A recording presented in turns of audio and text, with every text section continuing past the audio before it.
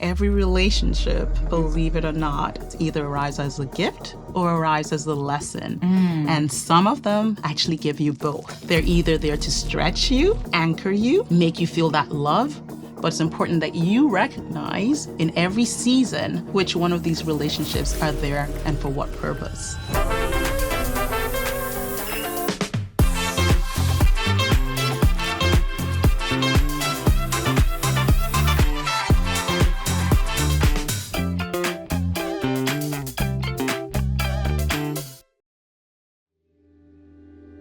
Welcome back, my beautiful people, to GlowTalks Studio. Today is a message very dear to my heart. I have my good friend, Saina Shagaya-Osifade here, mother, executive, and now first-time book writer and published writer. So welcome. Congratulations. Thank you. That sounds insane. That sounds insane, all of it. And this is your second time coming onto the show. So thank you so much for coming back. Appreciate we you did our back. second episode ever was the last time you were here. So this is a very special moment for me. And now here we are, talking about your exciting news of releasing your first book. That's just incredible. Not that you, have so much time on your hands, which makes it even more of a miracle. We'll talk about that. With all that you do. Yeah. So congratulations. Thank you. Thank you. This is one that is near and dear to my heart as well. And glad that I get to share it with you because that's exactly what this is about. I know. As soon as you told me, I was like, okay, well, we have to do an episode on your new book. So for all of you to know, her new book is called Knotted Ties and not yet released. So we are keeping some of it, a secret until it's actually published and available. But you guys, I'm so excited to share all of this with you today and with the beautiful Miss Saina. Thank you. Thank you. It really does mean a lot to me, Jess. And we can get into books and a little bit of book details. But really at a high level, I would just start by saying, most of this is written really from a place of experience, right? And it's not at ties, right? I had many options, by the way, whether it was through the writing or in the middle of writing, even deciding if I wanted to change the name. Okay, yeah. From Not at Ties. But it really was based on relationships. And I just bring it back to why are we here and the fact that we get to do life together. I know. And so relational. And it's from relationships, all the relationships that have helped form me, shape me, right? That I write this book from and still holding my hands through it all, whether from afar or close to me. So yes, excited. Yeah, so when we first discussed the book, I was really interested to learn a little bit more because I didn't even know you had been writing a book. So, I'm sure not a lot of people knew, but I know that you had your other kind of vlog style with poetry and other things that you were posting online and that you had an outlet there. But I just had no idea. So walk me back a little bit about when did it start? Because, okay, guys, look, I know I discussed this with a lot of folks that they're like, oh yeah, you should write a book, or, oh, hey, I really want to write a book. And I know it's not a far reach anymore. It just will take, just like anything else, like time, consistency, effort, a passion for a message. So let's talk about that. When did that journey start for you? Yeah. You hit the nail on the head, right? Not a lot of people knew I was writing. I did not even know I was writing. Can I just start there? Okay. So, I've written for years. I've written since I was a teenager, but oftentimes it's been short stories or it's been little quotes or just things really, I would say inspirational, right? And I write from my heart. So whatever that word is that gets dropped in my spirit, you oftentimes would be in the shower in the middle of the night, I'll tell you. So I wake up with that, right, framing, but the birthing of my words are always based on an experience. So it's not just birthed out of nowhere. And so I'll say probably about 9 years ago, I started my Secret Scribbles page, Yeah. right, which is what you were referencing, and started to put more of my words out there, because oftentimes when I have conversations with people, they're like, Saina, put that thing down somewhere. So I started writing. At first it was in my notes, right, on my phone, and then that ended up being a page. I realized that I was writing around my experiences and what was happening in my life at the time, right? Whether it's based on relationships that I have with you or other friends around me or Family. distances, family, all of that, Kids. or pain or work. I mean, we think about all these different relationships that we have, right? Formulate a thought in your mind. Yeah. And so you're asking that. So for me, yes, I love writing. Yes, to some degree, I love these one-on-one conversations, but I needed an outlet, and I already had that in writing. So where did Knotted Ties come from? Right? It did take me about a year or more, right, to get to this point where I decided, okay, now it's time. Okay, because there's like going resistance. through the steps of having it all organized. And Absolutely. In fact, I would tell you that when I pulled my quotes together in Secret Scribbles and the ones that I probably never put out, I had all these things stored. And at some point it hit me last year to say, put all of that in a devotional. So again, this is very faith inspired. I would also say that, right? When I write stuff, I try to look for scripture that really allows me sit with whatever feeling I'm feeling. So what I did was like, well, Saina, just put this in a devotional book. I just wanted a 50-page devotional book. Right. Okay. Right. That was my plan. With like a quote from the With Bible. a quote from the Bible, my words, and then whatever, a little bit of story. Yes. And then a story around it based on my experience. Well, yeah. And I mean, look, you're a leader in the church, in our community, and you're just always so gracious and helpful. And I know that's part of your role, right? Your leadership role. So yeah, I can imagine that you were like, okay, let me kind of start in a simple way. Yes. Right? Yeah. And just to motivate. And that was something already natural to you. It was natural and it was real. So it was coming from a place of authenticity. It was not, and, to some degree, vulnerability as much as you can share. Yeah. But I also, so as you say, I think that all of those sound like titles, but more than anything, I think the core of me is relationships and relational. And so being such a relational person, right, and this being my first book, I just thought no better of a debut than something that was around what I really feel makes me. Right. And so like then also where I don't want to kind of go like release too much, but just how our faith and trusting God, putting all these different people in place in our lives. Yes. For better or worse. Like we can label it or relationships as going well or just going poorly or whatever. Like we got to look at ourselves. Like there's so many layers to it. But ultimately what it comes down to is God placing those people in your life for a reason. Yeah, you hit the nail on the head, and it's almost like you're like, I don't want to talk about the book yet, but that's it. And you said something earlier, which was like, all right, people have it in them. But it's one thing to have something in you, and it's another thing for you to be willing to share, and it's another thing for you to take the time to share, right? So there was a lot of dictation in even putting this book together. Got it. Right? Because I'm tired, and I'm like, okay, just record whatever. And then I'm like, okay, that did not make sense. Okay. Right? But going to what you're saying, it's absolutely right. It's the framing of my book is really based on that. You are who you are. You come to the table as a person. Right. And that's based on everything else you've experienced. Right. And that means you're also meeting someone else who's also done life, experienced life, has the background. Right. So there needs to be some centering first within yourself. Yep. And then you're bringing your whole self, your half self, your broken self, recognizing whatever self that might look like in whatever spaces you get to be in. But knowing that you're a piece of that puzzle in that space. Yeah. And then they're going to be parts of other people that either fit your puzzle with you to make this big picture, or you're going to like, oh, that was good. I tried that, but you know what? No, that does not necessarily fit. Now, Knotted Ties, the idea there is if you think about what that rope is made out of is burlappy. It's hemp.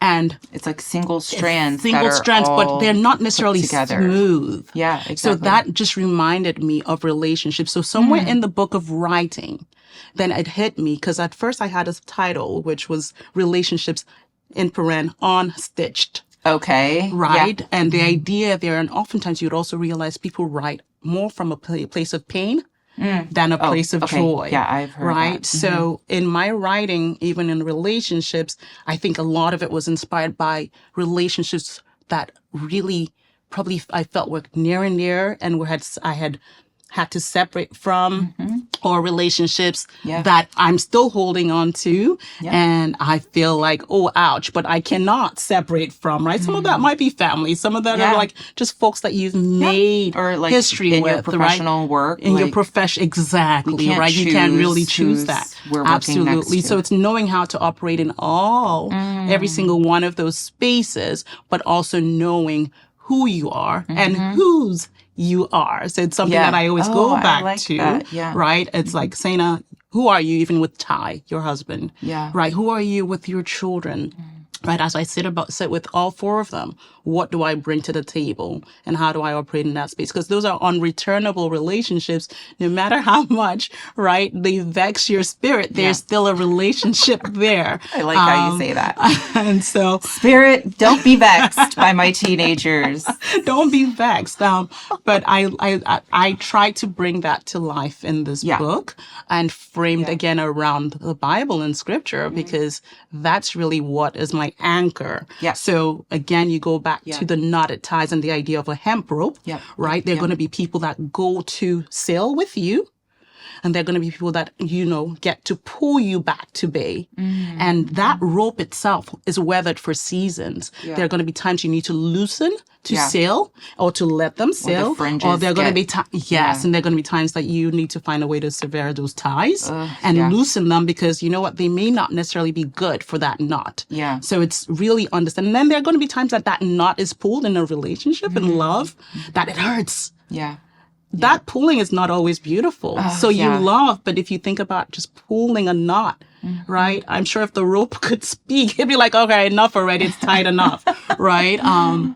So it's really knowing how to anchor yourself around all of the situations and all the relationships in your life, and which ones are supposed to be right here with you and which ones are just okay in every season to say, oh, we're good. We're actually good. We're good. Well, I think through some of my therapy that I've taken in the past, we were talking about like the trust boxes, and there's like these levels of trust, and like the people who are in the top box are like just your handful of like inner circle, right? And trusted friends and people who aren't going to lie to you. Who are going to sit and, as hard as it is, really tell you the truth. And then the next box is like people who are, for instance, just, not that I don't trust my kids, but they don't need to know everything. That's right. Well, not everybody needs to know everything. Right. And so, there's like levels to the different boxes of trust, and like how much you're able to really be exposed or vulnerable. Right? That's right. In a way that that I could sit and tell you something. And even if it's hard for you, you're going to be like, Jess, like, no, that's really not good. Or this is what I would do. Like, you're in a tough situation right now. But the only way you can focus on this, focus on that. Or like, you would bring me, new scripture, send me stuff that would help to kind of like get me out of my funk. Right. And our last episode, we were talking about grief, and that looks all different type of ways. That's right. That's absolutely right. And, it's good that you're saying that. That means that you have a book in your heart, by the way, just letting you know. And it's easier said than done. This process is not necessarily as easy. I was going to ask. Because this is like nights, right? This is me saying, can you just leave me alone for now? It's at night. The day. So you ask capacity zero capacity really in my life right now. But it's birth it again from like, what am I feeling? So I'm already doing, it's a journal that is being built into something bigger. And then really, I will tell you what's funny is that I wrote this and then I sent it to an editor, which I'm like, I don't even know what I did. And then all of a sudden it's in the editor's hand. I was like, this is like rubbish. It's everywhere. It's not even everywhere. It's not framed. There's really no, I know, but isn't that what an editor is exactly for? that. But that's right. But the editor came back and said, this is amazing. Hey, this is amazing. And I thought, so that's basically your first step. That was like, you get kind of your journal entries. You kind of stitch them together in chapters, I'm assuming. In some kind of like flow or in your mind. And then you send it to a professional editor who is going to go in and stitch it even more. Together. And okay. So I came to this editor who I found, right? Ironically. So I would also, let me see, this is really funny, right? I write and I don't necessarily, I try to be humble about it, right? It's like, hey, I don't need to brag that I wrote a book. You just said you're surprised that I wrote a book. I think like 99% of people did not know that I was writing a book. Even my husband was just like, wait, what? You did what?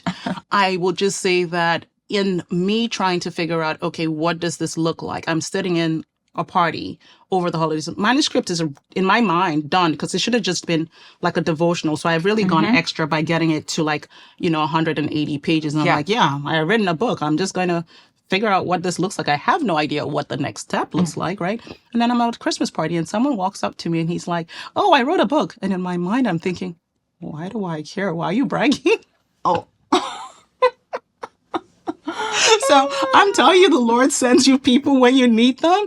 And that guy sharing with me who his editor was, then landed me with an editor. Yeah, okay. So now I'm learning to say to folks, I wrote a book and I actually do have a manuscript. And so I sent my book over to the editor and she's like, where's your table of contents? Where's this? Where's that? You're like, wow, you really do write like you talk. There's a lot of ands and so's and buts and everything. Oh, right. You need to remove all of that. So it's so interesting because it reminds me of learning dance. And as you get to these higher levels, it's like, yes, the technique, it needs to be right. And it's all these little things. But like in the process of doing it or learning it or receiving instruction, I can't get hung up emotionally of myself and be like, I'm a student. Like, that's right. Just let myself learn and go through this process and not get all like hung up in my mind about myself. Like, look at what you've done, right? But you had to go through kind of these painful self-evaluations and like being like, well, I guess, I do just have a lot of ands and so's. And I do. So because then what? Isn't that why you're going to help it's me? It's very conversational, right? And writing from a natural place. So that's the other part is that I was writing from a natural place, right? It's not necessarily something I've known or learned to do. I'm not coming out here acting like, oh, I'm a published author and I have it all together. No, I really don't know. I'm still learning in the process, even up until now. Because just like I'll say probably 2 months ago, I'm looking through and talking to the editor, and then all of a sudden it hits me, light bulb moment, like, oh, do I need marketing? Like, do I need to put together some videos? I think that's when we talked. And I was like, okay, you're going to have your marketing thing, be on the podcast and like do all this stuff. And I was just like, what does this look like? And then the discomfort of knowing that I'm also good at writing. Right. But I don't necessarily love being behind the camera. Okay, yeah. So you see, that's another thing. So you guys, this is a special treat. It is because it's very, for me, it's not necessarily that it's uncomfortable as much as back to December where I'm like, why are you bragging? But the Lord is like, I put this in your heart. This is not bragging. No. This is really something I've given you. To birth through you, to share. And you must find a way to communicate. And sometimes we have to really get uncomfortable to be obedient. And to do the hard, the things that you feared, go and do it anyway. Go and do it anyway. So if it's that, like you're doing this podcast, you do this often, but it's easier for me to be on this side and asking all the questions. So I'm not going to lie, guys. Like, I make it look easy, but it is like, it's easier than me, like, being on the hot seat. But you still said yes. Yeah. You still created an avenue. You still created an opportunity for some of us to just come have a voice. I love promoting all the people who I know are out here, like, doing the same thing I'm doing and then able to inspire others. That's right. Through your actions that, like it takes guts. That's right. And that's a gift. So when you have a gift, you share your gift. But oftentimes fear keeps us from sharing our gifts. And that's also what it is too in relationships. Fear keeps us from being vulnerable. Fear keeps us from meeting a new person and becoming friends with them. We don't want trusting them, whether it's past hurts or whatever that might look like. So a lot of that I try to also capture right within the book to be able to say, what does this look like to your example where you're like, the circles of relationships and what does that feel like for me. Yeah. You have to understand where to pull and what levers to pull and which ones, again, to let go of. Right? Yeah, and what Which ones to are just close. leave Yes. it be, like let them, right? So I have a lot of that in my, relationships that I'm trying to also just, like you said, when you first were talking about how relationships are affecting us, like as far as our faith, like being driven in faith and trusting that God is putting the right people. But also it takes you having to step back and be grounded and centered in yourself and with God first. Hit the nail on the head. With God first. Yes. And then you can take that next best step 100%. in your relationship. Or, we always have crisis, let's say, or emotional, like you said, like where you have some part of the puzzle piece and I have some part of the puzzle piece, and sometimes it fits in other seasons in our life it doesn't fit. That's right. And the other thing I because the rugged parts of your piece allows another piece fit in. It's not necessarily, so when you get that dent, it's just because it creates room for something else to actually sit there. It's so funny because I always kind of give this analogy to people when I talk about how I believe humans interact and come together. And, I think of it more on a science, or biological level and with energy and things like that. I just imagine like a petri dish and all these cells are inside the petri dish. Yeah. And like they're going to be negatively and positively charged towards or against one another, or they attach, right? Or they get in clusters because that's, as families, it takes a village, know, and then one of them breaks off and that's the kid going, so I imagine this like petri dish and all these different activities of each cell. And that's how that's a beautiful analogy. So when someone's whatever, like when it's like some emotional dysregulation or disruption, I imagine that cell just coming at me and then bouncing off, or like it's like, okay, you're wrecking me. This one is here and this one's not working. So but I mean, if we can look at it more in a way, I think in a scientific way, it makes the impact to your core center and your emotional state a little less personal. That's right. Does that make sense? That absolutely makes sense. And I'll just give you a quick highlight of what this is, right? So it starts with self. Yeah. And you said something earlier, I don't remember what it was, but again, you show up only with an acknowledgement and awareness of self. Yep. So if you really don't know who you are, right, and you're the value, and you're ungrounded, yeah, then you would always find a reason why something else is wrong, but it's never you, right? There's a reason why you pull away, but it's never you. And so I start with self. Where are you? Who are you? Understanding who you are in Christ. Yeah. And then I just kind of like get into what does that look like in the relationships and what you bring to the table? Like being a witness of yourself instead of just constantly. How do you give yourself grace? Because if you don't know how to give yourself grace, then you're going to find it hard to give others. Oh my gosh. Right? Yeah. And so then we now get into some relationships that need to stick. And then we get into some relationships that need to be released. Then it gets into the idea of a village, because you're still going to need a village. They don't need to necessarily be your BFFs. No. But you still need your tribe. I mean, you still need your place. Like, can you pick Liam? Can you We're made to be together. Yes. Like humans, That's know absolutely that. right. The whole thing about hugs, That's that we right. need a certain number of hugs every day. That's right. And I'm sorry, kids, like that. I feel like I don't ever hug you enough. It's really bad. And now with the teenage boys, like they don't want to hug. And I'm like, okay. No, I beg mine to give me a hug. I was like, I just want to hug. I'm going to have to just demand it. Yeah, just demand it. Just go in for it. I'm coming in for a hug, just like a football. Moms, like, we get you. I mean, that's absolutely what it is, because then your village, now coming back to self. But you said something too, right? As we're having this conversation, all my light bulbs are going off. It's Jesus Christ. Yeah. So, Jesus Christ had the few, and then they had his 12 disciples, right? Not everybody. And then there was the multitude, but there's a need for the village, right? And so it's the same concept or idea. It's not far-fetched. And the other thing that I would say with relationships that we also find it hard to think about as people is that you can actually love and be hurt at the same time. Yes, we have to hold the capacity of the dualistic those two things can nature. actually coexist, right? And it's the same way within yourself, is that I love that Jesus did this. There was no better place for us to find a demonstration of love than Christ at the cross. In that love, he bore pain.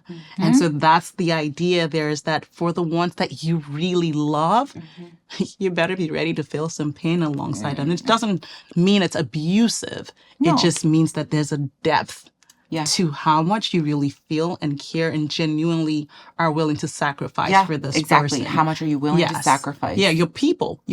How much are you willing to sacrifice for your people and love them no matter what?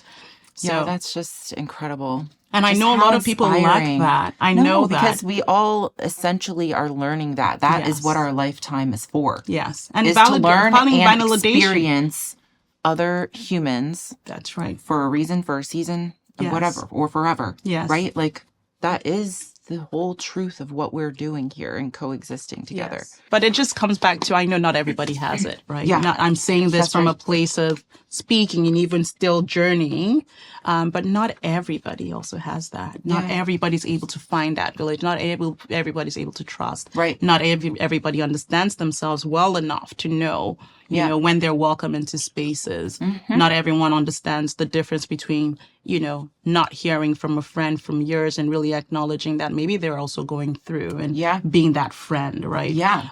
So because it's sometimes recognition. you just don't even know. People just don't even say. Yes. You know? Yeah. So what do you hope that people like walk away with reading your book? I just really hope that there's just more healing in the relationships that people feel. I hope that there's more grace and love. I think that it's almost like a permission to be yourself, recognize yourself, love yourself, and learn to love others through it. And just, I hope that the people are just able to recognize like genuine relationships. Right. What does that look like? Because at the end of the day, we can have everything in this world, Jazz. We can drive so the many best different cars. relationships. We can do you can get people all everywhere. of the accolades. You can say all of that.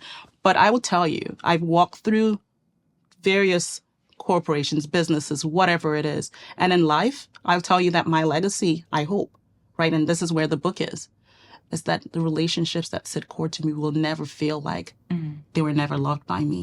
Yeah, so I hope that people learn that the legacy that we're building, really the impact, is really the relationships. Yeah. It's there. So walk away with that. Yeah. It's heal from the hurt. Find your people. Yeah. Love your people. Yeah. And allow your people to love you and see you. Yes. Oh my gosh. Yeah. Yeah. That's really it. Yeah. Know who you are. Yeah. That in Christ, and know that you're loved by Him. You know, I'm always going to say that. I know. Right? It's just at the end of the day, it's just that first, and then everything else will be added. Yeah. Wow. Just so inspiring. I can't wait to read it. I'm excited. And I know we don't have any dates yet, guys, but I'm sure you're going to start seeing this all over at least GlowTalks, and I'll be sharing away. This.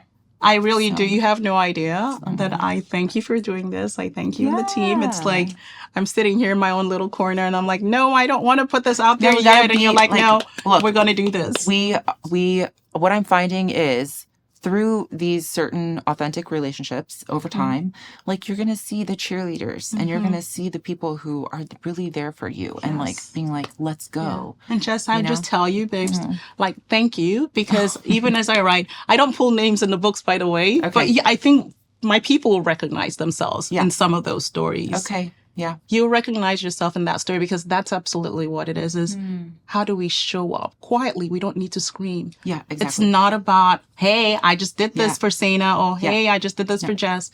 It's that we know we got each other in that quiet. And that's when you start to know that no matter what, 3 months, 6 months down the road, 4 years, I know who's in my corner. Yeah. So thank you for being in my corner. Yes. Oh my gosh. Of course. Yes. Love you. Of course. Always. I love you too. So now we've got a little game. Ping pong question. Okay. Time. Okay. These are fun though. And just short, quick answers. Okay. All right. Quickfire. What do you value more right now? Love or growth? Ooh, that's a good one. Wow. Growth. Okay. I like that. I'm doing the same. Because in growth, you will find love. Yeah. Like, I just feel that. I just feel there's something in that space because I have to grow. Yep, exactly. I like that. Okay. In relationships, what matters more to you, peace or passion?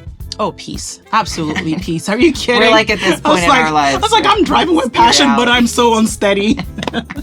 I can do this, but I'm like so tired. Oh my gosh, I know. What's harder for you, letting go or setting boundaries? Oh, I love that question. It's really, I think right now in this stage in my life, it would be letting go. Okay. Back then, in my 20s, it would have been setting boundaries. Okay. Yeah. I've always had a hard time with boundary setting. Yeah. So. Yeah, I've learned to set boundaries, but right now it's saying I'll release it. That's not for you. Yeah. That's not your space. And that's the growth. Yeah. Okay. Yeah. Yeah.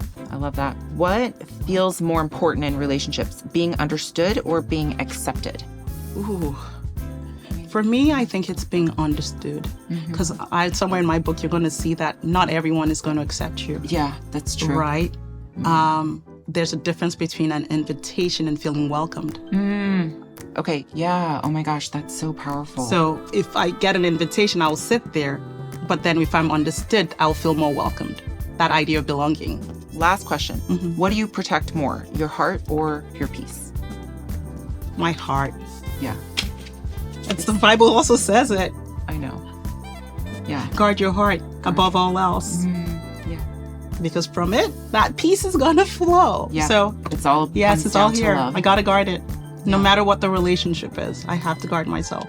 Oh, well, I love it. And thank you for being here. I appreciate it. So you guys are going to get all the info on Saina's book as soon as it's released. I'm just so proud and happy for you and can't wait to read it. So thank you guys for watching and being here with us through all of these inspirational messages. If this touched you or you know someone who would be interested in learning more about writing a book or is just on the precipice, right, of doing something amazing, they just need a little push, send them the video. You can find me on YouTube, Spotify, and Apple Podcasts. So I will see you in the next episode.